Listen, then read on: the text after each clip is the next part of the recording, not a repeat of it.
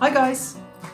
In this video, I'm going to address a question that's asked quite commonly to me, and that is, what exercises should I be starting with? So I'm often emailed or messaged by people saying, they give me the whole history written down of my Achilles hurts there, this is what I've done, blah, blah, blah. What exercise should I start with? And to be honest, I don't know. It depends on quite a few things. So let me explain to you how I decide what exercises you should start with. For those of you who don't know me, my name is Maryke. I'm one of the physiotherapists from treatmyachilles.com, where you can get online physiotherapy assessment as well as treatment for your injuries. So have a look at the description of this video if you want a link to our website. Yeah, and it's quite funny to think of that question as well. People get quite angry as well with me in the comments of the videos sometimes about, you've got to demonstrate the exercises. But honestly, I don't demonstrate the exercises because it's a waste of my time and it's a waste of your time and puts you at risk of doing exercises that's not right for you. The reason I don't know what exercise you should be doing, even though you send me 2 pages full of your history, is because it depends on more than just your history. Plus, you often don't even answer the questions that I need to know how reactive your tendon is. So the first thing that decides what exercises you do is how reactive your tendon is. So how easy is it to flare it up? And I get that information from the detailed conversation we have before we start testing you. So things like the activities you can do at the moment, how it feels first thing in the morning, how does it feel if you do little bits of extra activities? Then also, when we test you, I get to see how the pain reaction is after I make you do certain things. Then the second step is this testing procedure. So I will make you do physical movements and tests in front of the video so that I can see your quality of movement, can see how easily you get to a number of repetitions, how many repetitions of the different exercises, heel raises and things you can actually do, because that tells me about the capacity of that tendon and of the calf muscle complex. And then, depending on your history, I may even make you do high impact stuff like hopping or jumping.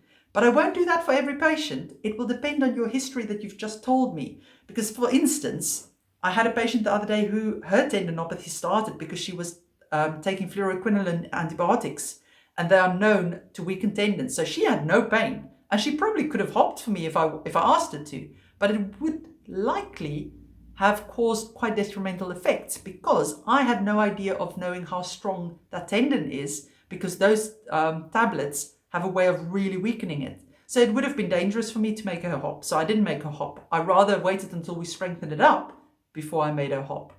So that's the second way how we then decide what your tendon can cope with. And then we also want to look at the total load in your week and in your day, because it's not just about those specific exercises you do. It's also about your other activities. Are you able to cope with any running? Are you able to cope with any walking? Or not at all, because that will depend what exercise I get you to do, the frequency of those exercises I make you do, as well as what other activities we put in there. So I know it feels like quite a simple question to be posing, but actually there's a lot of ifs and buts that goes into it to figure out the right program for it. I nearly forgot that. You've got to remember that's all about the Achilles tendon. But then also, there are other exercises that may be useful as part of your treatment, because we've got to look at the cause of this. So most of the time, it's just a plain old overload, that training or something caused you to have a spike in your load, and that caused it to flare up.